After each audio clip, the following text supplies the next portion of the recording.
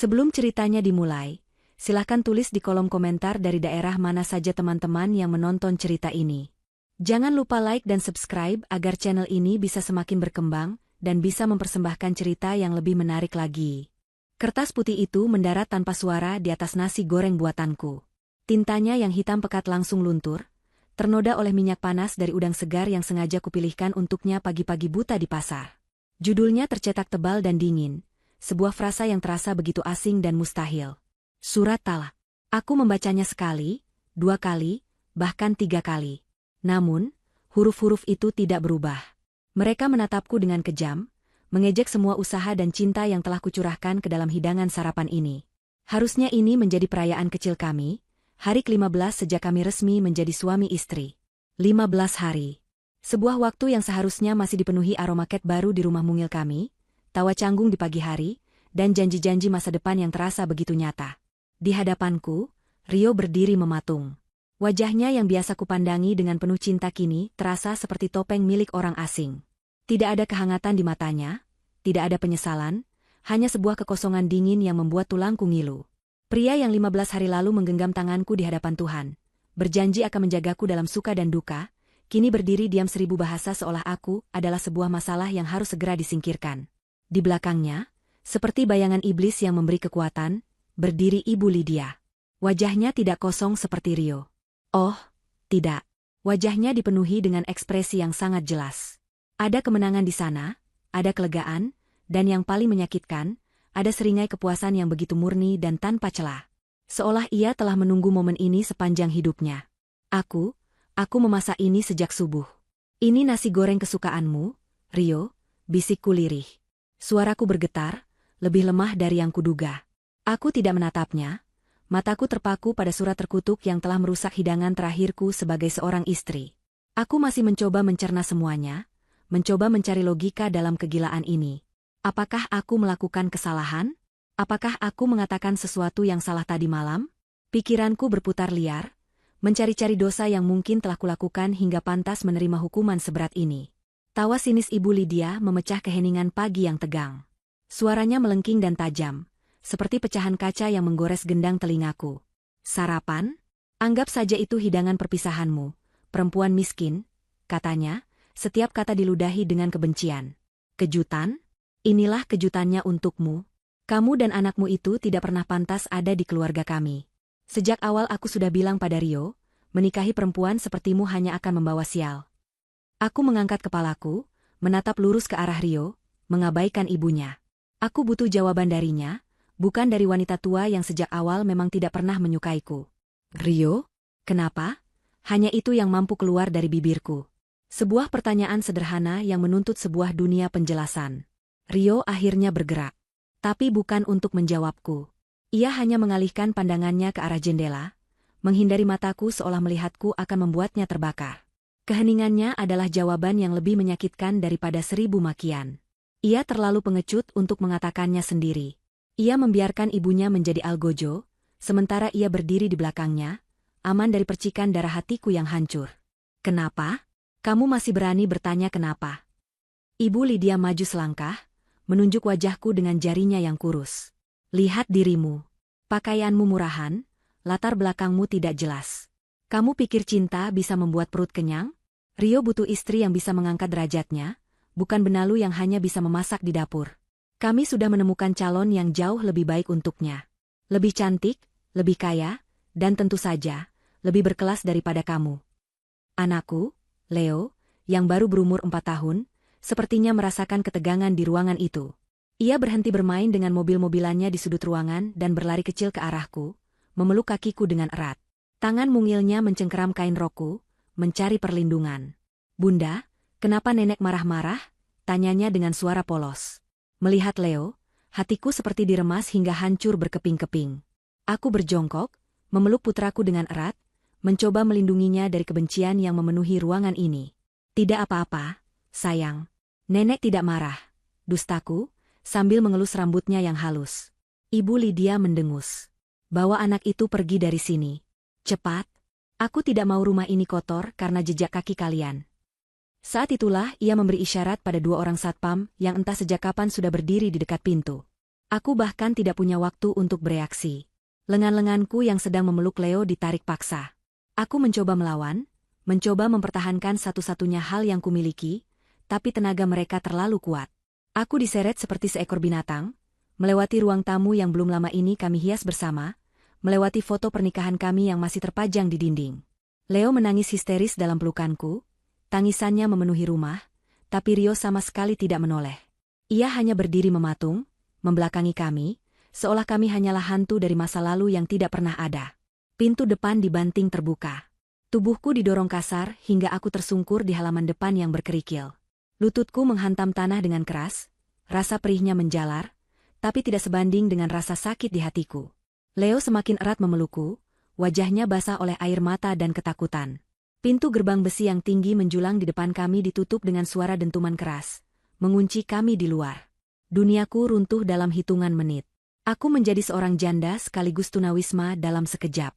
Aku masih terduduk di tanah, mencoba menenangkan Leo sambil memproses apa yang baru saja terjadi, ketika sebuah mobil sedan hitam mewah berhenti tepat di depanku. Pintunya terbuka, dan dari dalamnya keluarlah seorang wanita. Ia mengenakan gaun sutra berwarna merah yang elegan, rambutnya ditata sempurna, dan wajahnya dipoles riasan mahal. Aku mengenalinya. Fania. Wanita yang fotonya pernah kulihat secara tidak sengaja di ponsel Rio beberapa waktu lalu. Saat itu Rio bilang ia hanya rekan kerja. Sebuah kebohongan yang kini terasa begitu jelas. Fania tidak memandangku. Ia melewatiku seolah aku hanyalah gundukan sampah di pinggir jalan. Tatapannya lurus tertuju pada gerbang. Ibu Lydia membukakan gerbang itu sedikit. Senyumnya merekah lebar. Akhirnya kamu datang, Nak Fania. Ayo masuk, Rio sudah menunggumu. Katanya dengan suara yang dibuat semanis mungkin, suara yang tidak pernah sekalipun ia gunakan padaku. Fania tersenyum penuh kemenangan pada Ibu Lydia. Tentu, Tante. Maaf sedikit terlambat, jawabnya, lalu melirik sekilas ke arahku yang masih terduduk di tanah dengan tatapan merendahkan. Sepertinya Tante sudah berhasil membersihkan sampah yang tidak perlu. Ibu Lydia tertawa kecil. Tentu saja. Semuanya lancar. Kita bisa langsung siapkan resepsi pernikahan kalian minggu depan. Percakapan singkat itu seperti sambaran petir di siang bolong. Jadi ini semua sudah direncanakan. Pengkhianatan ini sudah dirajut dengan rapi di belakangku. Aku bukan hanya diceraikan, aku digantikan. Dibuang untuk memberi ruang bagi seseorang yang mereka anggap lebih baik. Saat itu, di tengah debu dan kerikil halaman, di bawah tatapan merendahkan mereka, sesuatu dalam diriku patah. Tapi sesuatu yang lain justru mulai tumbuh. Sesuatu yang dingin, keras, dan gelap. Air mataku berhenti mengalir.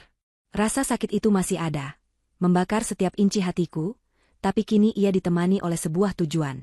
Aku menatap punggung mereka yang menghilang di balik gerbang. Kalian boleh saja merasa menang hari ini. Tapi aku bersumpah, kalian akan membayar setiap air mata putraku, setiap rasa sakit dan penghinaan yang kurasakan. Kalian akan bersujud di kakiku, memohon ampunan yang tidak akan pernah kuberikan. Pesta kalian baru saja dimulai, tapi aku yang akan menari di atas puing-puing kehancurannya. Langit yang tadinya cerah seolah ikut berduka. Awan kelabu mulai menggumpal dengan cepat, dan tak lama kemudian, tetes-tetes air hujan pertama mulai jatuh. Awalnya hanya gerimis, namun dalam hitungan menit berubah menjadi hujan deras yang mengguyur tanpa ampun. Seolah langit pun ingin membersihkan jejak keberadaanku dari depan rumah itu. Aku segera bangkit berdiri, mengabaikan rasa perih di lututku, dan menarik Leo ke dalam pelukanku yang erat. Baju tipis yang kami kenakan langsung basah kuyup, menempel dingin di kulit. Aku tidak punya tujuan, tidak punya tempat untuk pergi. Rencanaku untuk lari dari kehidupanku yang dulu, dan memulai semuanya dari nol sebagai wanita biasa telah berakhir dengan cara paling brutal. Aku telah membakar semua jembatan di belakangku demi sebuah ilusi kebahagiaan sederhana, dan kini aku terdampar di sebuah pulau keputusasaan. Kami mulai berjalan tanpa arah. Aku membiarkan kakiku membawaku pergi, menjauh dari rumah yang telah menjadi neraka singkat bagiku. Setiap langkah terasa berat, bukan hanya karena basah kuyup, tapi juga karena beban di hatiku. Suara tangisan Leo yang tertahan menyayat hatiku lebih dalam dari pisau manapun. Ia tidak lagi menangis histeris, hanya isakan-isakan kecil yang menandakan ia kelelahan dan kedinginan. Tubuh mungilnya gemetar hebat dalam dekapanku. Bunda, kita mau kemana? Tanyanya di sela isak tangisnya. Suaranya serak dan bergetar. Aku menelan ludah, mencoba menghilangkan benjolan besar yang menyumbat tenggorokanku. Kita cari tempat berteduh dulu ya, sayang, jawabku, berusaha membuat suaraku terdengar tenang dan meyakinkan, sebuah tugas yang nyaris mustahil. Aku kedinginan. Bunda, rengeknya lagi, wajahnya ia benamkan di dadaku. Iya, sayang. Sebentar lagi kita akan hangat. Bunda janji, bisikku, meskipun aku sendiri tidak tahu bagaimana cara menepati janji itu. Kami tidak punya apa-apa. Ponselku, dompetku, semua barang-barangku tertinggal di dalam rumah itu. Ibu Lydia pasti sengaja memastikannya, untuk membuatku benar-benar lumpuh dan tidak berdaya. Kami berjalan melewati deretan toko yang sebagian besar masih tutup. Air hujan mengalir deras di trotoar, membasahi sepatu usangku hingga ke dalam. Setiap kali sebuah mobil lewat, cipratan airnya yang kotor mengenai kami, menambah dingin dan rasa terhina. Orang-orang yang berlalu lalang dengan payung menatap kami dengan pandangan aneh. Ada yang iba, ada yang curiga, tapi tidak ada satupun yang berhenti untuk menolong. Di kota besar ini, kami hanyalah dua sosok basah kuyup yang tak terlihat, bagian dari pemandangan menyedihkan yang lebih baik diabaikan. Aku merasakan kembali perasaan yang membuatku lari dari kehidupanku yang dulu. Perasaan terasing dan sendirian di tengah keramaian. Dulu aku lari dari kesepian di dalam istana emas, sekarang aku merasakan kesepian di tengah jalanan yang keras. Ternyata, rasa sakitnya sama saja. Setelah berjalan entah berapa lama, aku melihat sebuah teras ruko yang cukup menjorok ke dalam, memberikan sedikit perlindungan dari derasnya hujan. Aku segera membawa Leo ke sana. Kami duduk di lantai keramik yang dingin dan kotor. Aku melepas kardigan tipisku yang sudah sama basahnya dengan bajuku dan mencoba menyelimuti tubuh mungil Leo, menggosok-gosok lengan dan punggungnya berharap bisa memberikan sedikit kehangatan. Ia menyandarkan kepalanya di pangkuanku, matanya yang sembab menatapku dengan tatapan bingung dan sedih. Bunda, kenapa ayah tidak ikut? Apa ayah masih marah sama Leo? Pertanyaan polos itu kembali terlontar, dan kali ini pertahananku runtuh. Air mata yang sejak tadi kutahan akhirnya mengalir deras, bercampur dengan air hujan di wajahku. Aku tidak bisa berbohong lagi padanya, tapi aku juga tidak sanggup mengatakan kebenarannya. Aku hanya bisa memeluknya semakin erat, membiarkan isak tangisku menjadi jawaban. Aku menangisi nasib putraku yang tidak berdosa, yang harus terseret ke dalam drama kejam orang dewasa. Aku menangisi kebodohanku, kenaifanku karena percaya pada dongeng cinta yang ternyata hanyalah jebakan. Di tengah keputusasaan itu, mataku menangkap sebuah cahaya terang yang berkedip-kedip dari seberang jalan. Sebuah baliho digital raksasa yang terpasang di atas gedung perkantoran yang megah. Biasanya aku tidak akan peduli pada iklan semacam itu, tapi ada sesuatu yang menarik perhatianku. Foto sepasang manusia. Foto yang sangat kukenal. Di sana, di layar seluas puluhan meter itu, terpampang wajah Rio dan Vania. Mereka tersenyum bahagia, mengenakan pakaian prewedding yang mewah. Rio tampak begitu gagah dan tampan. Senyumnya begitu lebar dan tulus. Senyum yang tidak pernah ia berikan padaku. Di bawah foto mereka, tertulis dengan huruf emas yang berkilauan, The Grand Wedding of Rio Vania, lengkap dengan tanggal dan lokasi pernikahan yang tertera dengan jelas. Hotel Imperial. Minggu depan. Melihat iklan itu, seluruh udara di paru-paruku seolah tersedot keluar. Jadi bukan hanya sekadar rencana, mereka bahkan sudah mempersiapkannya sejauh ini. Foto prewedding, pengumuman publik di lokasi paling strategis di kota. Penghinaan ini bukan lagi bersifat pribadi, ini adalah sebuah deklarasi. Mereka tidak hanya menyingkirkanku, mereka merayakan kepergianku dengan pesta termegah yang bisa mereka bayangkan. Mereka ingin seluruh dunia tahu bahwa Rio telah naik kelas, meninggalkan istri lamanya yang miskin demi mendapatkan pasangan baru yang lebih segalanya. Sakit. Rasa sakitnya begitu luar biasa hingga membuatku mual. Rasanya seperti ada tangan tak terlihat yang merobek jantungku dari dadaku, lalu menginjak-injaknya di aspal yang basah. Kepalaku terasa pusing, pandanganku mulai kabur. Aku hampir pingsan karena gelombang emosi yang begitu dahsyat. Aku mencengkeram dadaku, mencoba bernapas, mencoba untuk tetap sadar demi putraku yang tertidur di pangkuanku karena kelelahan. Namun, saat aku menatap kembali ke baliho itu, ke wajah Rio yang tersenyum bahagia, sesuatu yang aneh terjadi. Rasa sakit yang melumpuhkan itu perlahan mulai surut. Gelombang kesedihan yang membuatku ingin mati itu mulai mengeras, mendingin, lalu mengkristal menjadi sesuatu yang lain. Sesuatu yang tajam, fokus, dan berbahaya. Air mataku berhenti mengalir. Isak tangisku terhenti. Tubuhku yang tadinya gemetar karena dingin dan sedih, kini diam dan kaku. Aku teringat siapa diriku sebenarnya. Aku bukan Amelia si wanita biasa yang naif. Itu hanyalah sebuah peran yang kumainkan. Sebuah topeng yang kukenakan untuk lari dari takdirku. Di balik topeng ini, aku adalah Amelia Anindita Mahardika. Seorang wanita yang dilahirkan untuk memimpin, bukan untuk diinjak-injak. Aku lari dari kekuasaan karena aku muak dengan kekejamannya. Tapi mereka, orang-orang rendahan ini, justru telah menunjukkan padaku bahwa kekuasaan adalah satu-satunya bahasa yang mereka mengerti. Dan aku, lebih dari siapapun di dunia ini, sangat fasih berbahasa itu. Aku memandang wajah putraku yang tertidur pulas. Wajahnya yang damai memberiku kekuatan yang tak terbatas. Aku tidak akan membiarkan hidupnya dihancurkan oleh pengkhianatan ini. Aku akan memberinya dunia, dan aku akan memulainya dengan menghancurkan dunia orang-orang yang telah menyakiti kami. Aku membelai rambutnya dengan lembut. Tidur yang nyenyak.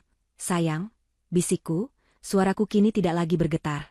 Suaraku tenang dan dingin, seperti permukaan danau di musim dingin. Saat kamu bangun nanti, semuanya akan berbeda. Aku menatap kembali ke baliho itu, bukan lagi dengan tatapan seorang istri yang patah hati, melainkan dengan tatapan seorang ratu yang sedang merencanakan perang. Senyum di wajah Rio dan Vania yang tadinya menyakitkan, kini terlihat begitu rapuh. Mereka sedang berpesta di atas kapal yang megah, tidak menyadari bahwa aku sedang memegang kendali atas badai yang akan menenggelamkan mereka semua. Nikmati pestamu selagi bisa, Rio, gumamku pada angin yang dingin. Karena aku akan datang. Bukan sebagai tamu, tapi sebagai kiamat bagi kebahagiaan palsumu. Pertunjukan yang sesungguhnya bahkan belum dimulai. Hujan telah mereda, menyisakan udara yang basah dan dingin serta aroma tanah yang menguar dari taman-taman kota. Genangan air di trotoar memantulkan cahaya lampu jalan yang mulai menyala, mengubah aspal yang kotor menjadi cermin pecah yang menampilkan langit kelabu. Aku masih duduk di teras ruko yang dingin, memeluk Leo yang tertidur lelap. Tangisannya telah berhenti, digantikan oleh napasnya yang teratur dan damai. Melihatnya tertidur begitu pulas di tengah kekacauan ini, memberiku kekuatan yang aneh. Ia adalah sauhku di tengah badai, satu-satunya alasan mengapa aku tidak membiarkan diriku tenggelam dalam lautan keputusasaan. Kesedihan itu masih ada, sebuah lubang hitam di dalam dadaku, tetapi kini ia telah dikelilingi oleh dinding es yang tebal. Aku tidak akan membiarkan kesedihan itu melumpuhkanku lagi. Sudah waktunya untuk bergerak. Aku butuh telepon. Itu adalah langkah pertama dan paling krusial. Aku melihat sekeliling. Di seberang jalan, sebuah warung kelontong kecil baru saja membuka pintu rolling door-nya yang berkarat. Cahaya lampu neon yang hangat dari dalamnya tampak begitu mengundang. Aku harus mencoba. Dengan sangat hati-hati agar tidak membangunkan Leo, aku bangkit berdiri. Kakiku terasa kaku dan ngilu, tapi aku mengabaikannya. Aku menggendong Leo dengan erat, tubuh mungilnya terasa berat di lenganku yang lelah, dan menyeberang jalan menuju warung itu. Seorang ibu parubaya dengan senyum ramah di wajahnya sedang menata barang dagangan. Ia menatapku dengan tatapan iba saat melihat kondisiku yang basah kuyup dan berantakan. Ya ampun, nak, kenapa basah-basahan begini? Kasihan anaknya, sapanya dengan logat Jawa yang kental. Aku memaksakan seulas senyum tipis. Maaf, Bu. Tadi kami kehujanan. Boleh saya menumpang sebentar di sini? Oh, tentu saja, silakan, nak. Duduk saja dulu, katanya sambil menunjuk sebuah bangku kayu panjang di dalam warungnya.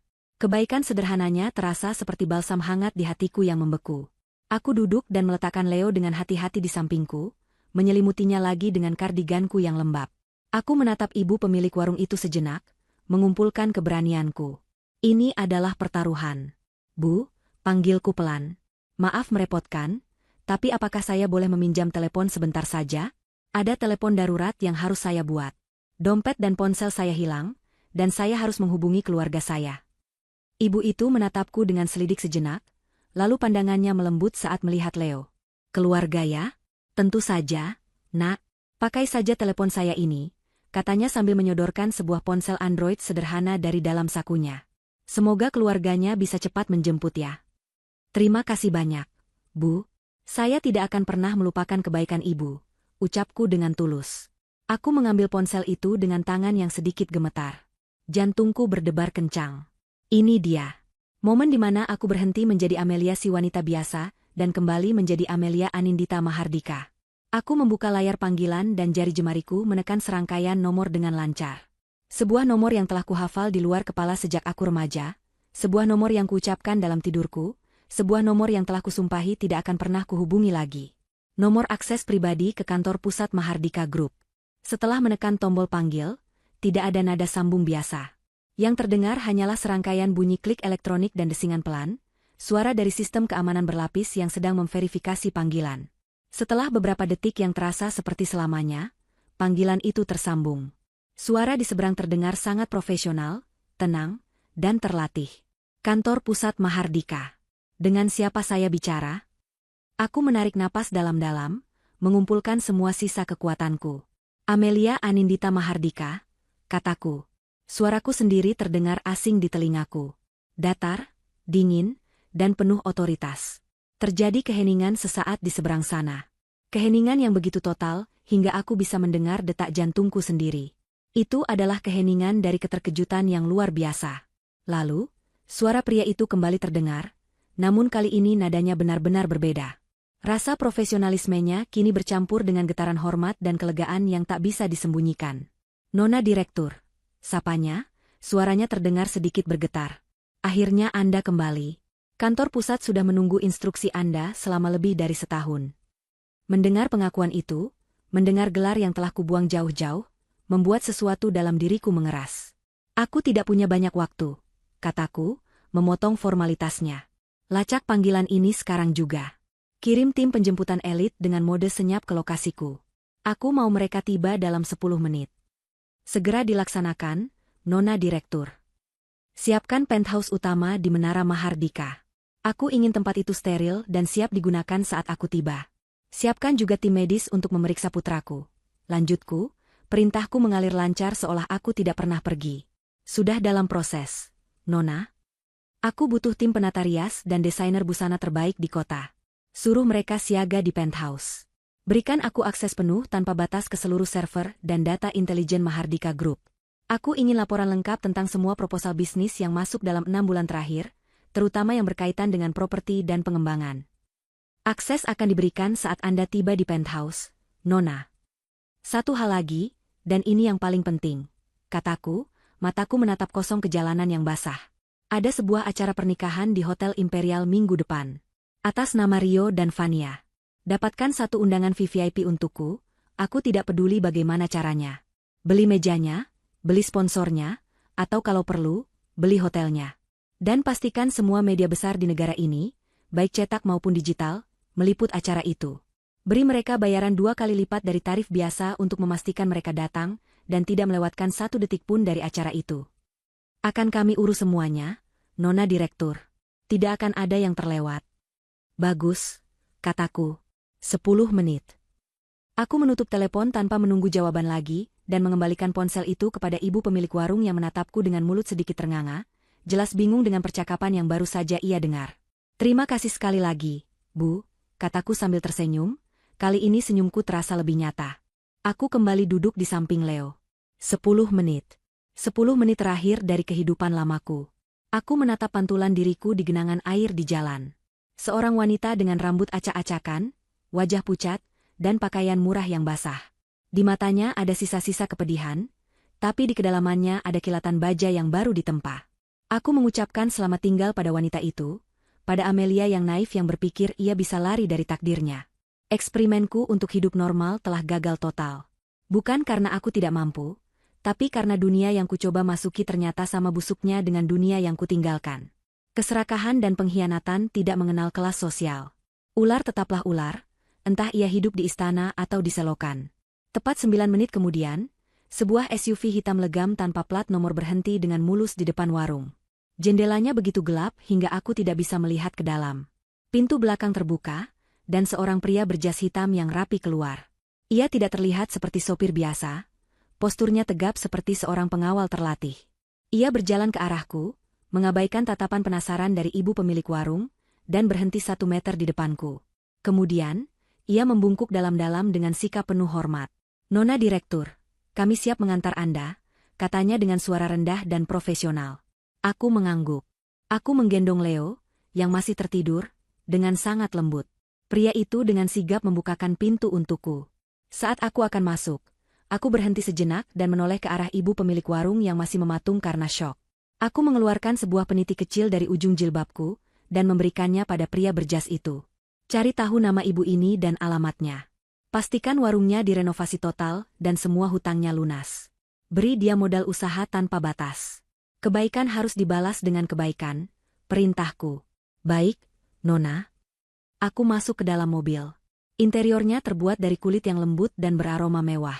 Suasana di dalam begitu hening dan tenang, kontras dengan kekacauan di luar. Pintu ditutup dengan lembut, meredam semua suara jalanan. Saat mobil mulai melaju dengan mulus, membelah jalanan kota, aku menatap keluar jendela untuk terakhir kalinya. Aku melihat ibu pemilik warung itu masih berdiri di sana, menatap kepergian kami dengan ekspresi tak percaya. Mobil ini bukan hanya membawaku pergi dari jalanan itu, ia membawaku kembali ke duniaku. Dunia di mana aku tidak perlu meminta, aku hanya perlu memberi perintah. Dunia di mana aku bukan lagi korban, melainkan pemegang kendali. Perang telah dimulai, dan aku baru saja memindahkan bidak pertamaku. Sementara aku menaiki lift pribadi berkecepatan tinggi menuju puncak Menara Mahardika, dunia lain yang tidak menyadari keberadaanku sedang merayakan kemenangannya. Di sebuah butik pengantin paling mewah di pusat kota, tawa Fania terdengar melengking, memantul di antara deretan gaun putih yang harganya setara dengan sebuah mobil. Ia sedang berdiri di atas panggung kecil di depan cermin 3 sisi, mematut dirinya dalam balutan gaun pengantin bertabur kristal yang memesona. Bagaimana, Ma? Cantik kan? Gaun ini sempurna. Serunya pada Ibu Lydia, yang duduk di sofa beludru dengan segelas sampanye di tangannya. Ibu Lydia tersenyum lebar, matanya berbinar-binar memandangi calon menantu barunya. Sempurna, sayang. Kamu terlihat seperti seorang putri. Jauh sekali bedanya dengan yang dulu. Aku bahkan tidak sudi membelikannya gaun pengantin, hanya kebaya murahan dari pasar, cibirnya, yang disambut dengan tawa kecil dari Fania. Rio berdiri di samping mereka, mengenakan setelan jas yang dibuat khusus untuknya. Ia tersenyum bangga, tangannya merangkul pinggang Fania dengan posesif. Ia merasa seperti raja dunia. Ia telah berhasil menyingkirkan Amelia, beban masa lalunya, dan kini akan menikahi Fania. Tiketnya menuju kehidupan yang lebih baik. Tentu saja dia sempurna, Ma. Fania adalah wanita terbaik, kata Rio, sambil mengecup pipi Fania. Setelah kita menikah dan proyekku dengan Mahardika Group disetujui, kita akan membeli rumah baru di kawasan elit. Aku tidak mau lagi tinggal di rumah kecil yang pengap itu. Benar sekali, sahut Ibu Lydia bersemangat. Mama sudah tidak sabar pamer pada teman-teman arisan Mama. Menantuku sekarang adalah putri seorang pengusaha properti, bukan lagi perempuan desa yang tidak jelas asal-usulnya. Mereka terus berceloteh, merencanakan masa depan mereka yang gemerlap, membangun istana mereka di atas puing-puing hatiku. Nama Amelia sesekali disebut, selalu dalam konteks hinaan atau sebagai bahan lelucon. Mereka begitu percaya diri, begitu yakin bahwa mereka telah menang. Mereka tidak tahu bahwa fondasi istana impian mereka dibangun di atas tanah milik naga yang sedang mereka hina. Keyakinan Rio pada proyek Mahardika Group adalah puncak ironi dari semuanya. Ia begitu bersemangat untuk menjilat ludahnya sendiri, memohon pekerjaan dari wanita yang baru saja ia buang seperti sampah. Di saat yang bersamaan, aku melangkah keluar dari lift dan masuk ke dalam penthouse utama. Tempat ini lebih terasa seperti istana di langit daripada sebuah apartemen. Dindingnya terbuat dari kaca dari lantai ke langit-langit, menyajikan pemandangan 360 derajat kota Jakarta yang terhampar seperti permadani berkelip di bawahku. Perabotannya minimalis, mahal, dan penuh cita rasa. Ini adalah duniaku, tempat yang kutinggalkan lebih dari setahun yang lalu. Rasanya aneh, seperti mengenakan kembali pakaian lama yang ternyata masih sangat pas di badan. Sebuah tim kecil sudah menungguku. Mereka semua membungkuk hormat saat aku masuk. Tidak ada yang bertanya, tidak ada yang menunjukkan keterkejutan melihat penampilanku yang acak ulut. Mereka hanya bekerja dengan efisiensi yang dingin. Seorang wanita parubaya yang lembut langsung menghampiriku. Nona Direktur, saya Aira, kepala pengurus rumah tangga. Putra Anda sedang tertidur nyenyak di kamarnya. Tim medis sudah memeriksanya, kondisinya baik, hanya sedikit kelelahan dan kedinginan. Kami sudah menyiapkan sup hangat dan pakaian ganti untuknya saat ia bangun nanti, lapornya dengan tenang. Aku mengangguk lega. Terima kasih, Aira. Pastikan ia tidak kekurangan apapun. Tentu, Nona. Setelah itu, semuanya bergerak dengan cepat.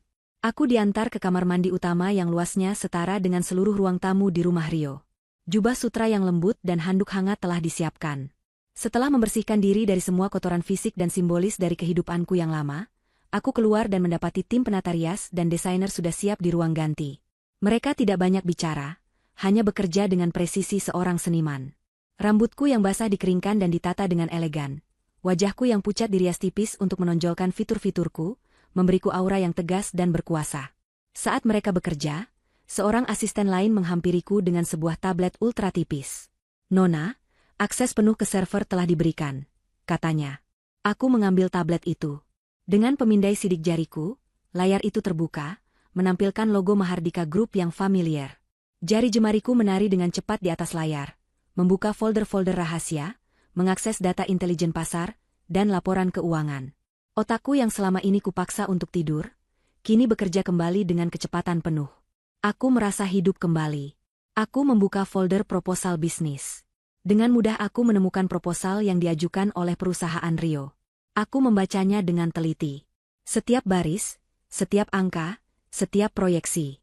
Ekspresiku tetap datar, tidak menunjukkan emosi apapun. Proposal itu tidak buruk, tapi juga tidak istimewa. Penuh dengan ambisi yang meluap-luap tapi kurang memiliki dasar dan strategi yang matang. Proposal dari seorang pria yang ingin cepat kaya, bukan dari seorang pebisnis yang visioner. Di mataku, proposal ini adalah cerminan dari karakter Rio sendiri. Terlihat bagus di permukaan, tapi kosong di dalamnya. Dia menukarku demi ini, demi sebuah proposal mediocre yang bahkan tidak akan lolos dari saringan manajer tingkat menengahku. Rasa marah yang tadinya membara kini berubah menjadi sesuatu yang lebih dingin, lebih menghina. Ini bahkan bukan lagi sebuah pertarungan yang seimbang. Ini akan menjadi sebuah pembantaian. Aku menutup file itu. Aku tidak akan menolaknya sekarang. Tidak. Itu terlalu mudah. Aku akan membiarkan dia berharap. Aku akan membiarkan dia terbang setinggi mungkin, membumbung tinggi dengan sayap kesombongannya. Biarkan dia merasakan udara di puncak, biarkan dia percaya bahwa ia telah mencapai segalanya. Karena aku sendiri yang akan memastikan, saat ia berada di titik tertingginya, aku akan mematahkan sayapnya dan melihatnya jatuh terhempas ke dasar jurang yang paling dalam. Gaun Anda untuk acara itu, Nona, suara desainer membuyarkan lamunanku. Ia menunjukkan sebuah sketsa di tabletnya. Bukan gaun hitam balas dendam yang klise. Sketsa itu menunjukkan sebuah gaun malam berwarna hijau zamrud yang megah. Potongannya sederhana namun tegas, memancarkan aura kekuatan dan keanggunan seorang ratu. Sempurna, kataku tanpa ragu. Buatlah. Seorang asisten lain datang, menyerahkan sebuah amplop tebal berukir emas. Undangan VVIP ke pernikahan Rio dan Vania. Tiketku ke barisan depan pertunjukan kehancuran mereka. Malam itu, setelah memastikan Leo tertidur dengan nyaman di kamar tidurnya yang baru, aku berdiri di depan jendela kaca raksasa di pentouseku. Aku menatap hamparan lampu kota di bawah sana. Beberapa jam yang lalu, aku berada di jalanan itu, basah kuyup, tidak punya apa-apa, dan tidak terlihat. Seorang wanita yang melarikan diri dari takdirnya, dan dihancurkan oleh impiannya sendiri. Sekarang, aku berdiri di atas segalanya, menatap kota yang sama dari singgasanaku di langit. Aku tidak lagi lari. Aku telah kembali. Amelia si istri sederhana telah mati di tengah hujan tadi siang. Yang tersisa hanyalah Amelia Anindita Mahardika. Dan aku siap untuk berperang. Ballroom Hotel Imperial adalah sebuah mahakarya kemewahan. Langit-langitnya yang tinggi dihiasi beberapa lampu kristal raksasa yang menumpahkan cahaya keemasan ke seluruh ruangan, membuat setiap sudutnya berkilauan. Ratusan tamu undangan, yang merupakan jajaran elit masyarakat kota, bergerak dengan anggun di atas karpet tebal, gaun sutra mereka berdesir dan perhiasan berlian mereka berkelip-kelip menangkap cahaya. Aroma manis dari ribuan tangkai bunga lili putih dan mawar impor bercampur dengan aroma parfum mahal dan hidangan mewah yang disajikan oleh para pramusaji. Di sudut ruangan, sebuah kuartet gesek memainkan melodi klasik yang lembut, menciptakan latar suara yang berkelas dan menenangkan. Inilah dunia yang ingin ditaklukkan oleh Ibu Lydia. Inilah puncak pencapaian yang dibanggakan oleh Rio. Mereka bertiga berdiri di atas panggung pelaminan yang didekorasi dengan megah, bermandikan cahaya sorot. Vania, dalam gaun pengantinnya, tampak seperti putri dongeng. Senyumnya tak pernah lepas dari wajahnya saat ia memamerkan cincin berlian besarnya pada setiap tamu yang datang memberi selamat. Ibu Lydia berdiri di sampingnya, dagunya terangkat tinggi, wajahnya berseri-seri karena bangga. Ia menyapa setiap tamu penting dengan nama mereka, memastikan semua orang tahu bahwa dialah ibu dari sang mempelai pria yang sukses, dan kini ia telah mendapatkan menantu yang sepadan. Rio, dalam balutan tuxedo hitamnya yang pas di badan, merasakan gelombang euforia yang belum pernah ia rasakan sebelumnya. Ia merasa telah tiba. Semua pengorbanannya, termasuk membuang Amelia, terasa sepadan saat melihat tatapan kagum dari rekan-rekan bisnis dan para sosialita.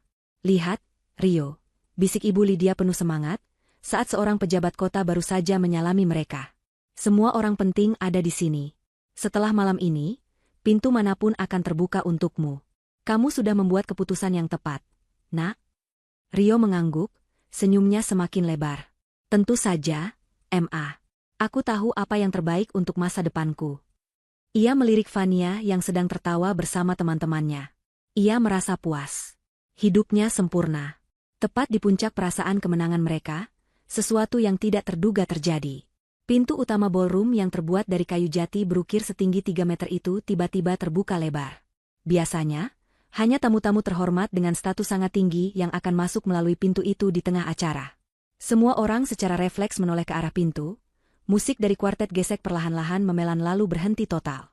Keheningan yang canggung mulai merayap di seluruh ruangan. Di ambang pintu itu, berdirilah seorang wanita. Ia tidak masuk dengan tergesa-gesa atau ragu-ragu. Ia hanya berdiri di sana sejenak, membiarkan semua mata tertuju padanya. Ia mengenakan gaun malam berwarna hijau zamrud yang memeluk tubuhnya dengan sempurna. Warnanya begitu tajam dan hidup, kontras dengan nuansa putih dan emas pucat di dalam ruangan. Rambutnya yang hitam legam ditata dalam sanggul modern yang elegan, memperlihatkan leher jenjangnya. Wajahnya dirias dengan sempurna, menonjolkan matanya yang tajam dan bibirnya yang berwarna merah tua. Ia tidak tersenyum. Ekspresinya tenang, dingin, dan penuh kendali. Di tangannya, ia menggandeng seorang anak laki-laki kecil berumur 4 tahun yang mengenakan setelan jas mini yang menggemaskan, tampak seperti seorang pangeran kecil. Keheningan pecah menjadi bisikan-bisikan pelan. Siapa itu? Aku belum pernah melihatnya. Lihat gaunnya, itu pasti rancangan desainer ternama. Tunggu, bukankah itu mantan istri Rio? Beberapa tamu yang sempat bertemu denganku selama pernikahan singkatku mulai mengenali wajahku, namun mereka ragu karena aura yang kupancarkan sekarang begitu berbeda. Di atas panggung, senyum di wajah Rio, Vania, dan Ibu Lydia membeku. Wajah Rio berubah pucat pasi seolah ia baru saja melihat hantu. Vania menyipitkan matanya, rasa kesal karena perhatian semua orang teralih darinya bercampur dengan kebingungan. Namun, Ibu Lydia adalah yang pertama kali bereaksi. Wajahnya yang tadinya berseri-seri kini memerah karena amarah yang meluap-luap. Amelia, desisnya, suaranya cukup keras untuk didengar oleh tamu-tamu di dekat panggung. Beraninya dia datang ke sini, membuat keributan. Egonya yang besar tidak bisa menerima penghinaan ini. Dengan gerakan cepat, ia memanggil kepala keamanan hotel yang berdiri tak jauh dari panggung. Keamanan. Cepat. Usir gelandangan tidak diundang itu dari sini sekarang juga. Jangan biarkan dia merusak acara putraku. Teriaknya, jarinya menunjuk lurus ke arahku dengan gemetar. 2 orang petugas keamanan berbadan tegap mulai berjalan ke arahku. Para tamu menahan napas, mengantisipasi sebuah drama yang memalukan. Aku tidak bergerak.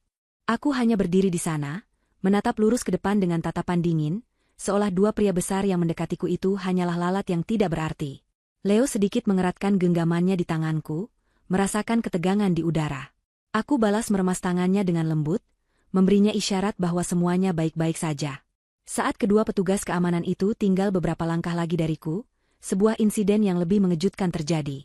Manajer Hotel Imperial, seorang pria Belanda parubaya yang terkenal sangat profesional, tiba-tiba berlari tergopoh-gopoh dari arah ruangannya. Wajahnya pucat dan keringat dingin membasahi pelipisnya. Ia tidak berlari ke arah Ibu Lydia yang memanggilnya, ia juga tidak berlari ke arah petugas keamanannya. Ia berlari lurus ke arahku. Di belakangnya, kepala keamanan hotel yang tadi dipanggil oleh Ibu Lydia juga ikut berlari dengan ekspresi panik yang sama. Mereka berhenti tepat di depanku, mendahului kedua petugas keamanan yang langsung berhenti melangkah karena bingung. Dan kemudian, di hadapan ratusan pasang mata tamu terhormat, di hadapan Rio, Vania, dan Ibu Lydia yang menonton dengan mulut ternganga, manajer Hotel Imperial itu membungkukkan badannya nyaris 90 derajat. Sebuah gestur penghormatan yang hanya diperuntukkan bagi bangsawan atau pemilik hotel itu sendiri. Nona Amelia Anindita Mahardika. Sapanya, suaranya keras dan jelas, sengaja diperdengarkan ke seluruh penjuru ruangan. Ada getaran gugup dalam suaranya. Selamat datang kembali. Suatu kehormatan yang tak terhingga Anda bersedia hadir di hotel kami. Kami mohon maaf yang sebesar-besarnya atas ketidaknyamanan ini. Kami tidak tahu Anda akan datang sendiri tanpa pengawalan. Nama lengkapku. Nama yang tidak pernah diketahui oleh Rio dan ibunya. Nama yang bergema di seluruh ballroom, membungkam semua bisikan. Amelia Anindita Mahardika. Nama itu terdengar asing, berat, dan penuh kuasa. Kepala keamanan yang berdiri di sampingnya juga ikut membungkuk. Perintah Nyonya Lydia untuk mengusir Anda kami abaikan, Nona. Mohon maaf atas kelancangan beliau. Ibu Lydia terhuyung mundur seolah baru saja ditampar. Wajahnya berubah dari merah karena marah menjadi putih pualam, karena syok dan ketakutan yang luar biasa. Rio mematung, matanya membelalak ngeri, otaknya mencoba memproses informasi yang mustahil itu. Fania menatap dari satu wajah ke wajah yang lain, kebingungan total melukis wajah cantiknya. Di tengah keheningan yang mencekam itu, aku akhirnya tersenyum. Sebuah senyum tipis, dingin, dan penuh kemenangan. Aku mengabaikan manajer hotel yang masih membungkuk dan mulai melangkah maju. Pertunjukan baru saja dimulai. Babak pertama, hancurkan rasa superioritas mereka. Dan sepertinya, aku berhasil dengan gemilang. Setiap langkahku terasa seperti sebuah dentuman genderang perang di tengah keheningan ballroom. Suara ketukan sepatu hak tinggiku di atas lantai marmer yang mengkilap menjadi satu-satunya bunyi yang terdengar, sebuah ritme yang menandai pergeseran kekuasaan yang tak terbantahkan. Para tamu undangan secara otomatis menyingkir, memberiku jalan seolah aku adalah seorang ratu yang sedang berjalan melewati kerumunan rakyatnya. Tatapan mereka yang tadinya penuh rasa ingin tahu kini berubah menjadi campuran rasa hormat, takut, dan kekaguman. Mereka mungkin tidak tahu siapa aku, tetapi reaksi manajer hotel yang begitu luar biasa sudah cukup menjadi bukti bahwa aku bukanlah orang sembarangan. Aku berjalan dengan punggung tegak dan kepala terangkat tinggi, menggandeng Leo yang menatap sekeliling dengan mata polosnya yang besar. Aku tidak berjalan menuju meja VIP yang mungkin sudah mereka siapkan. Tujuanku hanya satu. Panggung pelaminan itu. Pusat dari semua kebohongan dan perayaan palsu ini. Aku bisa merasakan tatapan Rio yang terpaku padaku. Itu bukan lagi tatapan dingin seorang pria yang membuang istrinya. Itu adalah tatapan seekor mangsa yang menyadari bahwa ia telah masuk ke dalam sarang predator paling berbahaya. Ketakutan mulai merayap di matanya, sebuah ketakutan murni yang lahir dari ketidaktahuan. Ia tidak tahu siapa aku sebenarnya, tapi ia tahu bahwa ia telah membuat kesalahan terbesar dalam hidupnya. Di sampingnya, Fania menarik-narik lengan bajunya, berbisik dengan panik. Rio, siapa dia sebenarnya? Kenapa mereka memanggilnya dengan nama itu? Apa yang terjadi? Tapi Rio tidak menjawab. Bibirnya terkatup rapat, tubuhnya kaku seolah berubah menjadi batu. Sementara itu, Ibu Lydia, setelah beberapa saat membeku karena syok, kini gemetar karena campuran amarah dan rasa ngeri. Harga dirinya yang setinggi langit tidak terima dipermalukan seperti ini. Tapi nalurinya yang licik memberitahunya bahwa ada sesuatu yang sangat salah. Wanita yang ia hina sebagai perempuan miskin, beberapa hari lalu kini diperlakukan seperti seorang kaisar wanita. Logikanya tidak bisa menerima kenyataan itu. Langkahku tidak pernah goyah. Aku melewati barisan meja bundar yang dihias mewah, melewati para tamu yang membeku di kursi mereka. Akhirnya, aku tiba di anak tangga kecil menuju panggung pelaminan. MC acara, seorang pria yang tadinya begitu ceria dan penuh percaya diri, kini berdiri dengan canggung di pinggir panggung. Ia memegang mikrofon dengan tangan berkeringat, menatapku dengan tatapan bingung, lalu melirik arah Rio seolah meminta petunjuk. Tapi Rio tidak memberinya petunjuk apapun. Aku menaiki anak tangga itu satu persatu. Saat kakiku menginjak panggung, aku merasa seperti seorang jenderal yang baru saja merebut benteng pertahanan musuh. Panggung ini, simbol kemenangan mereka, sekarang menjadi milikku. Tanpa mengucapkan sepatah kata pun, aku berjalan ke arah MC itu. Ia mundur selangkah secara refleks. Aku mengulurkan tanganku. Ia ragu sejenak, lalu dengan patuh menyerahkan mikrofon yang ia pegang. Aku menggenggam mikrofon yang terasa dingin itu. Aku memastikan Leo berdiri dengan aman di sampingku, sedikit di belakangku, melindunginya dari tatapan langsung para penonton. Aku menarik napas perlahan, lalu mengangkat mikrofon itu ke bibirku. Suara decitan kecil dari pengeras suara membuat semua orang tersentak. Aku menunggu beberapa detik, membiarkan ketegangan di dalam ruangan mencapai puncaknya. Aku bisa melihat ratusan ponsel kini terangkat, semua kamera menyorot ke arahku. Kabar tentang drama tak terduga ini pasti sudah menyebar seperti api di antara para tamu. Akhirnya, aku bicara. Suaraku, yang diperkuat oleh sistem suara canggih di ballroom itu, terdengar jernih, tenang, dan berwibawa. Sangat berbeda dengan suara lirih penuh kepedihan yang mereka dengar terakhir kali. Selamat malam, semuanya, sapaku, nadaku terdengar ramah namun menyimpan ketegasan yang tak terbantahkan. Saya mohon maaf karena telah mengganggu pesta yang indah ini. Aku berhenti sejenak, mataku menyapu ke seluruh penjuru ruangan, lalu berhenti dan mengunci tatapanku pada Rio. Ia tersentak seolah aku baru saja menembaknya. Selamat atas pernikahanmu, Rio, lanjutku, senyum tipis tersungging di bibirku. Ia tidak bereaksi, hanya menatapku dengan mata membelalak. Aku memiringkan kepalaku sedikit. Suamiku, kataku, lalu aku tertawa kecil, sebuah tawa dingin yang tidak mencapai mataku. Ah, maaf. Aku hampir lupa. Mantan suamiku.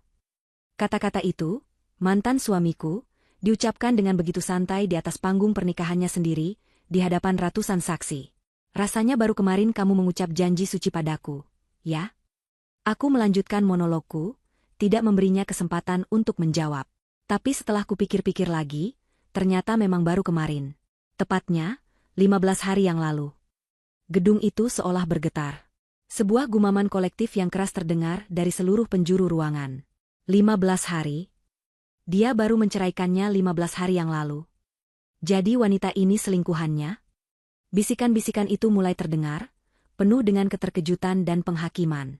Wajah Fania yang tadinya bingung kini berubah menjadi pucat karena malu dan marah. Reputasinya sebagai istri seorang pria sukses kini terancam, berubah menjadi perebut suami orang dalam sekejap. Aku mengangkat tanganku sedikit, meminta keheningan. Dan anehnya, mereka semua diam. Aku telah merebut perhatian mereka sepenuhnya. Saya tahu, kalian semua pasti bingung, kataku, kini berbicara pada para tamu. Kalian melihat saya, wanita yang tidak kalian kenal, datang ke sini dan merusak sebuah perayaan yang suci. Kalian mungkin berpikir saya adalah seorang istri yang gila karena cemburu. Tapi saya pastikan, saya di sini bukan untuk meratap atau meminta suami saya kembali. Aku kembali menatap Rio, lalu Fania, dan terakhir Ibu Lydia. Wajah mereka adalah sebuah kanvas ketakutan yang indah. Saya kesini untuk memberikan sebuah hadiah pernikahan, kataku, membiarkan kata, hadiah, itu menggantung di udara, penuh dengan ancaman tersembunyi. Aku berjalan beberapa langkah, mendekati mereka bertiga yang berdiri kaku di singgasana pelaminan mereka. Hadiah yang sangat spesial, yang kurancang khusus untuk kalian bertiga. Sebuah hadiah yang akan memastikan kalian tidak akan pernah melupakan namaku. Aku berhenti tepat di tengah panggung, di bawah cahaya sorot utama. Aku adalah pusat perhatian, pusat dari alam semesta mereka yang sebentar lagi akan meledak. Malam ini, kataku, suaraku kini tidak lagi ramah. Suaraku berubah menjadi suara seorang hakim yang akan membacakan vonis. Saya tidak hanya datang sebagai mantan istri. Saya datang untuk mengambil kembali apa yang menjadi milik saya. Ruangan itu kembali sunyi senyap. Janjiku yang penuh teka-teki itu terasa lebih menakutkan daripada ancaman apapun. Apa yang menjadi miliknya? Harga dirinya? Anaknya? Atau sesuatu yang jauh lebih besar? Sesuatu yang bahkan tidak pernah mereka bayangkan ada dalam genggamanku. Aku membiarkan mereka menebak-nebak dalam ketakutan mereka, menikmati setiap detik dari kebingungan dan kepanikan yang terpancar dari wajah para pengkhianat itu. Babak kedua telah selesai. Panggung telah siap. Sebentar lagi, tirai akan terbuka untuk babak final. Janjiku untuk mengambil kembali apa yang menjadi milikku menggantung di udara yang berat, penuh dengan antisipasi dan ketakutan.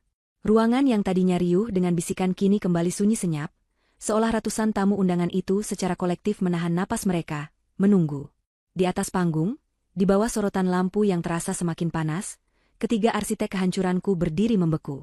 Wajah Rio adalah kanvas kosong dari kepanikan murni, otaknya yang sederhana jelas tidak mampu memproses variabel yang tidak terduga ini. Fania, di sisinya, tampak seperti boneka porselen yang retak. Senyum pernikahannya telah luntur, meninggalkan ekspresi bingung dan kesal. Dan Ibu Lydia, wanita yang tadinya begitu angkuh, kini menatapku dengan mata menyipit, campuran antara amarah yang tersisa dan benih keraguan yang baru saja ditanam. Ia masih berusaha meyakinkan dirinya bahwa ini hanyalah gertakan dari seorang wanita putus asa. Aku membiarkan keheningan itu berlangsung beberapa detik lebih lama, membiarkan ketakutan mereka meresap hingga ke tulang sumsum. Aku sengaja mengalihkan pandanganku dari mereka sejenak, menatap ke arah para tamu, khususnya ke barisan depan di mana para awak media yang kundang kini bekerja dengan panik. Kilatan lampu kamera menyambar-nyambar tanpa henti, mengabadikan setiap detik dari drama ini. Mereka mendapatkan berita utama yang bahkan tidak pernah mereka impikan. Setelah puas dengan ketegangan yang kubangun, aku kembali memfokuskan perhatianku pada trio di atas panggung. Aku memutuskan untuk tidak langsung menjatuhkan bom utamaku. Tidak, itu terlalu cepat. Aku ingin menguliti mereka lapis demi lapis, memperteli semua kesombongan dan kebohongan mereka di hadapan dunia. Aku melangkah mendekati Rio, suaraku kini lebih pelan, lebih personal, namun berkat mikrofon di tanganku, setiap kata terdengar jelas di seluruh penjuru ruangan. Rio, panggilku. Kau dan aku, kita pernah bicara tentang impian, kan? Kau selalu memberitahuku betapa kau ingin menjadi orang sukses. Mendapatkan proyek besar, naik jabatan, menjadi pria yang disegani dan terpandang. Aku berhenti tepat di depannya. Kau bilang padaku, kau akan melakukan apa saja untuk bisa bekerja sama, atau setidaknya mendapatkan persetujuan proyek dari Mahardika Group. Kau ingat? Kau begitu terobsesi dengan nama itu. Aku bahkan sering begadang sampai larut malam, membantumu mengetik proposal-proposal itu, mendengarkan semua rencanamu, memberimu semangat. Aku percaya pada impianmu, Rio. Aku melihat kerutan kebingungan di dahinya saat aku menyebut nama Mahardika Group. Sebuah kebingungan yang bercampur dengan kengerian. Aku tidak menunggunya menjawab. Aku berbalik dan berjalan ke arah Ibu Lydia, yang secara refleks mundur selangkah saat aku mendekat. Dan Anda, Ibu Lydia, kataku, nadaku berubah menjadi lebih dingin. Anda juga punya impian, bukan? Anda selalu merendahkanku karena aku datang tanpa nama keluarga yang bisa dibanggakan, tanpa harta yang bisa dipamerkan. Mimpi terbesar Anda adalah menjadi besan dari keluarga konglomerat. Agar Anda bisa pamer di pertemuan arisan, agar teman-teman sosialita Anda memandang Anda dengan iri. Anda ingin status, Anda ingin kehormatan yang bisa dibeli dengan uang. Wajah Ibu Lydia memucat. Aku baru saja menyuarakan isi hatinya yang paling rahasia di depan semua orang yang ingin ia buat terkesan. Terakhir, aku melirik Vania dengan tatapan yang nyaris tidak peduli. Dan kau, Vania, kataku singkat. Kau pikir kau telah memenangkan hadiah utama. Kau mendapatkan seorang pria ambisius yang didukung oleh seorang ibu yang haus status. Sebuah kombinasi yang sempurna. Selamat atas kemenanganmu. Kata, selamat, itu kuucapkan dengan nada yang begitu sinis, membuatnya terdengar seperti sebuah kutukan. Aku kembali ke tengah panggung. Kalian semua, kataku, suaraku kini kembali meninggi, ditujukan pada mereka bertiga. Kalian rela mengkhianati, membuang, dan menghina seorang wanita dan anaknya hanya untuk mengejar hal yang sama. Kekuasaan, kekayaan, dan status yang kalian pikir bisa kalian dapatkan dari sebuah nama besar. Nama yang kalian puja-puja, Mahardika. Aku berhenti sejenak, membiarkan nama itu meresap. Inilah saatnya. Aku menarik napas dalam-dalam, lalu menatap lurus ke arah kamera media yang paling dekat. Perkenalkan, kataku, suaraku bergema dengan kekuatan penuh. Nama lengkap saya, Amelia Anindita Mahardika. Hening. Selama 1 detik, seluruh dunia seolah berhenti berputar. Kemudian, sebuah gelombang gumaman kaget dan tak percaya menyapu seluruh ballroom. Rio tersentak seolah disengat listrik. Ibu Lydia menutup mulutnya dengan tangan, matanya membelalak tak percaya. Tapi aku belum selesai. Aku memberikan isyarat yang tidak terlihat pada tim teknis yang sudah kusiapkan. Tepat pada saat itu, layar LED raksasa di belakang panggung pelaminan yang tadinya menampilkan foto-foto romantis Rio dan Vania, tiba-tiba berkedip dan berubah menjadi hitam. Lalu, sebuah logo perusahaan yang sangat dikenal muncul dengan megah, logo Mahardika Group.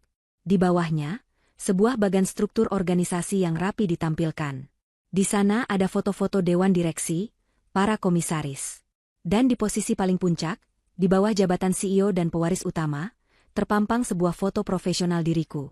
Wajah yang sama dengan wanita yang berdiri di atas panggung, namun dengan tatapan tajam dan setelan bisnis yang mahal. Di bawahnya, tertulis dengan jelas, Amelia Anindita Mahardika. Jika tadi hanya ada gumaman, kini ballroom itu meledak dalam kekacauan. Para tamu melompat dari kursi mereka, menunjuk ke arah layar dengan tak percaya. Itu benar-benar dia. Putri Tunggal Hartono Mahardika. Jadi pria itu, dia baru saja menceraikan seorang Mahardika. Para wartawan menggila, lampu kilat kamera mereka menyambar tanpa henti, berusaha menangkap ekspresi syok di wajah Rio dan Ibu Lydia.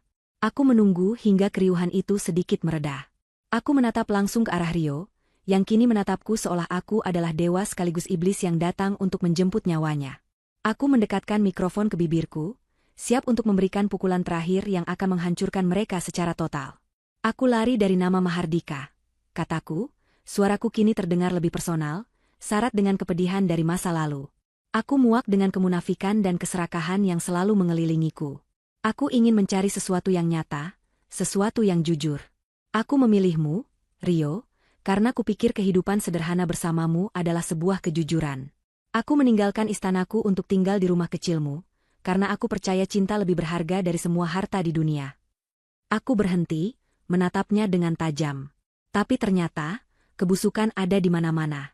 Kau dan ibumu telah mengajariku sebuah pelajaran yang sangat berharga. Pelajaran bahwa satu-satunya cara untuk menginjak ular adalah dengan menjadi seekor naga. Kilatan amarah dan kekuatan kini terpancar dari mataku. Aku mengangkat daguku, merangkul kembali identitas yang pernah kubuang. Jadi hari ini, kataku, suaraku menggelegar memenuhi setiap sudut ruangan, sebuah deklarasi perang dan kemenangan. Aku tidak hanya kembali untuk menghancurkan pengkhianatan kalian. Aku kembali untuk mengambil tahta yang pernah kutinggalkan. Kata-kata terakhirku menggema di tengah keheningan yang kembali tercipta. Tirai telah terbuka sepenuhnya, menampakkan kebenaran yang begitu besar dan mengerikan bagi mereka. Di hadapan ratusan saksi, aku telah menelanjangi mereka, bukan hanya sebagai pengkhianat, tetapi sebagai orang-orang bodoh yang telah membuang sebuah kerajaan demi sebuah batu kerikil. Dunia Rio hancur. Bukan seperti kaca yang pecah berkeping-keping, tetapi lebih seperti sebuah planet yang meledak dari intinya, melenyapkan segalanya dalam sekejap mata. Nama itu, Amelia Anindita Mahardika, terus berputar di kepalanya seperti gema tanpa akhir. Mahardika. Perusahaan yang ia puja, simbol kesuksesan yang ia kejar mati-matian, ternyata adalah milik wanita yang tidur di sampingnya setiap malam. Wanita yang ia usir dari rumahnya. Wanita yang ia anggap sebagai beban. Setiap ambisinya, setiap impiannya, semua jalan pintas menuju puncak yang ia bayangkan, ternyata sudah ada di tangannya selama ini, dalam wujud seorang istri yang tulus mencintainya. Dan ia, dengan kebodohannya yang tak terbatas, telah melemparkannya ke tempat sampah. Darah seolah tersedot dari wajahnya, membuatnya pucat seperti mayat. Kakinya terasa seperti jeli, tidak lagi mampu menopang berat tubuhnya. Suara riuh dari para tamu dan kilatan kamera yang menyilaukan terasa begitu jauh, teredam oleh suara mendengung keras di telinganya. Ia menatap Amelia, wanita yang kini berdiri begitu agung di hadapannya. Ia bukan lagi Amelia, istrinya yang sederhana. Ia adalah sesosok dewi pembalasan, raksasa korporat yang bisa menghancurkannya hanya dengan menjentikan jari. Setiap kata-kata manis yang pernah ia ucapkan pada Fania, setiap rencana masa depan yang ia bangun bersama ibunya, kini terasa seperti lelucon paling pahit di alam semesta. Di sampingnya, Ibu Lydia mengalami keruntuhan yang berbeda. Dunianya yang dibangun di atas citra dan status sosial kini luluh lantak. Semua tamu penting yang tadi ia sapa dengan bangga, kini menatapnya dengan tatapan yang sama, campuran antara kasihan, jijik, dan cemoohan. Ia bisa mendengar bisikan mereka, kasihan sekali, salah memilih musuh. Dia menghina seorang Mahardika, habislah riwayatnya. Ia telah menjadi bahan tertawaan terbesar di kalangan sosialita yang begitu ingin ia masuki. Rumah mewah, mobil baru, arisan bergengsi, semua impian itu menguap menjadi asap. Ia terengah-engah, mencoba mencari udara, dadanya terasa sesak seolah diikat oleh rantai baja. Gaun mahalnya tiba-tiba terasa seperti karung goni yang gatal dan panas. Ia telah menggali kuburnya sendiri, dan kini ia berdiri di tepiannya, menatap ke dalam kegelapan. Fania adalah yang pertama bergerak. Kepanikan dan rasa malunya berubah menjadi amarah yang dingin. Ia menatap Rio dengan tatapan penuh kebencian. Ia telah ditipu. Ia menikahi seorang pecundang terbesar dalam sejarah. Pria yang ia pikir adalah roket menuju kehidupan mewah ternyata adalah sebuah batu yang akan menyeretnya ke dasar lautan. Tanpa sepatah kata pun, ia melepaskan genggaman tangannya dari lengan Rio, seolah baru saja menyentuh sesuatu yang menjijikan. Ia mundur beberapa langkah, menciptakan jarak di antara mereka, sebuah penolakan simbolis yang dilihat oleh semua orang. Pernikahan mereka hancur bahkan sebelum pesta resepsinya berakhir. Di tengah kekacauan itu, di tengah hiruk-pikuk media dan bisik-bisik para tamu, sesosok figur kecil bergerak. Leo, yang sejak tadi berdiri dengan tenang di samping ibunya, sepertinya merasakan bahwa pidato ibunya telah selesai. Ia melepaskan genggaman tangan Amelia dan berlari kecil melintasi panggung. Tujuannya hanya satu. Pria yang masih ia kenal sebagai ayahnya. Ayah, panggilnya dengan suara riang, sebuah suara kepolosan yang membelah suasana tegang di atas panggung. Rio, yang sedang berada di ambang keruntuhan total, menoleh dengan gerakan patah-patah saat mendengar suara putranya. Leo tiba di hadapannya, mendongak menatapnya dengan mata berbinar-binar yang sama persis seperti mata Amelia. Ayah, kata bunda kita mau kasih ayah kejutan, seru Leo dengan gembira, tidak menyadari kehancuran yang terpancar dari wajah ayahnya. Ayah suka kejutannya? Pertanyaan itu, pertanyaan yang begitu tulus, begitu polos, dan penuh cinta dari putranya, menjadi palu godam terakhir yang menghancurkan sisa-sisa pertahanan Rio. Itu bukan hanya pertanyaan tentang pesta. Itu adalah pengingat dari semua yang telah ia buang. Keluarga yang utuh. Cinta tanpa syarat dari seorang anak. Kebahagiaan sederhana yang ternyata adalah kemewahan tertinggi. Ia tidak hanya kehilangan kekayaan, ia telah kehilangan jiwanya. Sebuah isak tangis yang keras dan menyakitkan akhirnya lolos dari tenggorokannya. Kekuatan di kakinya lenyap total. Ia jatuh berlutut di atas panggung, bukan dengan anggun, tapi ambruk seperti sebuah boneka yang benangnya diputus. Ia tidak peduli lagi pada ratusan pasang mata yang menatapnya. Ia tidak peduli pada harga dirinya yang sudah hancur. Ia hanya bisa melihat wajah putranya, lalu wajah Amelia yang berdiri diam seperti patung keadilan. Dengan air mata yang mengalir deras, ia mulai merangkak di atas panggung yang mahal itu. Merangkak seperti seorang pengemis yang paling hina, mendekati kaki Amelia. Amelia. Isaknya, suaranya pecah dan tidak jelas. Amelia, maafkan aku. Aku mohon maafkan aku. Aku salah, aku bodoh. Melihat putranya bersujud dan merangkak, keangkuhan Ibu Lydia akhirnya hancur lebur, digantikan oleh ketakutan purba seorang ibu. Ia tidak lagi peduli pada status atau gengsi. Ia hanya ingin menyelamatkan putranya, menyelamatkan dirinya sendiri. Ia terhuyung-huyung turun dari kursi pelaminannya, gaunnya yang mewah terseret di lantai, dan ia pun ikut menjatuhkan dirinya. Ia merangkak di belakang Rio, tangannya yang gemetar berusaha menggapai ujung gaun hijau zamrudku. Nona, Nona Mahardika. Panggilnya, tidak lagi berani memanggil namaku. Suaranya penuh dengan permohonan yang menyedihkan. Nak Amelia, maafkan ibu. Ibu mohon, jangan hancurkan putra ibu, jangan hancurkan kami. Pemandangan itu begitu surreal. Sepasang ibu dan anak, yang beberapa hari lalu telah mengusirku dengan kejam, kini bersimpuh dan merangkak di kakiku. Memohon belas kasihan di atas panggung kemenangan palsu mereka. Ratusan kamera mengabadikan momen itu, memastikan penghinaan mereka akan hidup selamanya. Aku hanya berdiri diam, menatap turun pada mereka dengan ekspresi dingin yang tak terbaca. Aku membiarkan mereka bersujud. Aku membiarkan mereka memohon. Aku ingin mereka merasakan setiap detik dari kejatuhan mereka, sama seperti aku merasakan setiap detik dari rasa sakitku di tengah hujan tempo hari. Belas kasihan adalah kemewahan. Dan malam ini, aku adalah orang yang paling kikir di dunia. Panggung megah itu telah berubah menjadi ruang pengadilan terbuka. Rio dan Ibu Lydia masih bersimpuh di kakiku, isak tangis mereka yang menyedihkan menjadi satu-satunya musik yang mengiringi drama ini. Ratusan pasang mata menatap kami, menjadi juri dalam persidangan paling publik yang pernah ada. Kilatan kamera terus menyambar, mengabadikan setiap detik dari penghinaan mutlak mereka. Aku membiarkan mereka menangis.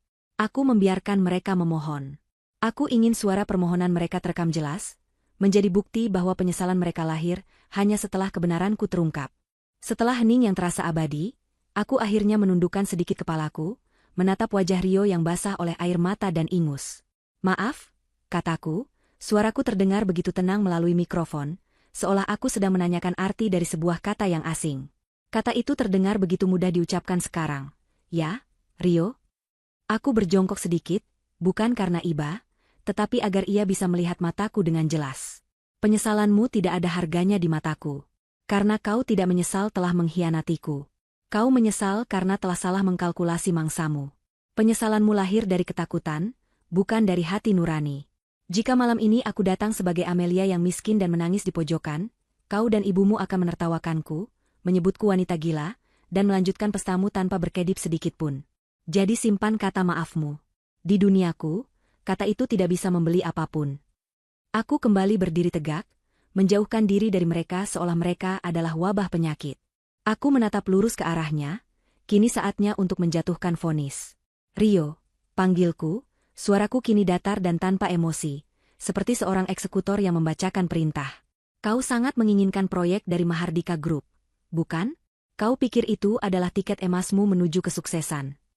Aku berhenti sejenak, membiarkan harapan kecil yang mustahil mungkin tumbuh di hatinya, sebelum aku menghancurkannya. Anggap saja proposalmu sudah kubaca dengan sangat teliti tadi sore. Seluruh ruangan menahan napas. Ditolak, kataku dengan lugas. Proposal itu ditolak mentah-mentah karena tidak kompeten, sama seperti pengajunya. Hinaan itu terasa seperti tamparan keras. Tapi aku belum selesai. Dan bukan hanya itu, lanjutku, suaraku semakin dingin. Mulai detik ini, namamu, wajahmu, dan seluruh riwayat kerjamu secara resmi masuk ke dalam daftar hitam di seluruh anak perusahaan dan afiliasi Mahardika Group di seluruh Asia. Dan aku akan mengirim memo pribadi pada semua mitra bisnisku, memberitahu mereka dengan sangat jelas bahwa memberikan pekerjaan padamu, bahkan posisi terendah sekalipun, sama artinya dengan menyatakan perang dagang dengan perusahaanku. Selamat menikmati sisa karirmu, Rio. Kau akan butuh lebih dari sekadar keberuntungan untuk bisa membeli sebungkus mie instan. Tubuh Rio ambruk sepenuhnya ke lantai, isak tangisnya berubah menjadi raungan putus asa. Hukuman itu lebih buruk dari kematian. Aku telah mencabut masa depannya, impiannya, dan harga dirinya sebagai seorang pria. Kini, gilirannya. Aku mengalihkan tatapanku pada Ibu Lydia yang gemetar hebat, wajahnya penuh teror. Dan Anda, Ibu Lydia, sapaku dengan nada yang sama dinginnya. Anda sangat bangga dengan rumah mewah Anda di kawasan elit itu, bukan? Tempat Anda menjamu teman-teman arisan Anda, tempat Anda merasa menjadi seorang ratu. Ia hanya bisa menggelengkan kepalanya dengan panik, air matanya mengalir deras.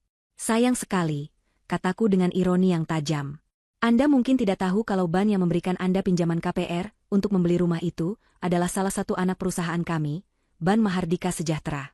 Dan setelah saya perintahkan tim saya untuk memeriksa catatan Anda sore ini, sepertinya ada beberapa tunggakan pembayaran dan kejanggalan administrasi yang sangat serius. Aku mengarang cerita itu, tapi siapa yang akan membantahnya? Aku yang membuat aturan sekarang. Besok pagi, tepat pukul 8, tim penyitaan kami akan datang berkunjung ke rumah Anda dengan surat perintah resmi. Saya sarankan Anda mulai berkemas malam ini. Mungkin Anda bisa menumpang di rumah salah satu teman sosialita Anda. Oh, tapi saya ragu ada yang mau menerima Anda setelah malam ini. Ibu Lydia menjerit, sebuah jeritan melengking dari seorang wanita yang dunianya telah direnggut paksa. Sumber kebanggaannya, simbol statusnya, akan segera lenyap. Terakhir, mataku tertuju pada Fania, yang berdiri di sudut panggung, berusaha membuat dirinya tak terlihat. Aku menatapnya bukan dengan amarah, melainkan dengan tatapan kasihan yang merendahkan. Dan untukmu, Fania, kataku, suaraku kini terdengar lelah. Kau mendapatkan apa yang kau inginkan. Seorang suami. Selamat menikmati pernikahanmu dengan seorang pengangguran yang baru saja masuk daftar hitam seumur hidup, terlilit utang, dan baru saja membuat ibunya menjadi tunawisma. Semoga kalian bahagia selamanya. Aku telah selesai. Aku telah mengatakan semua yang perlu kukatakan. Vonis telah dijatuhkan, disaksikan oleh ratusan orang dan diliput oleh seluruh media nasional. Pembalasanku tuntas.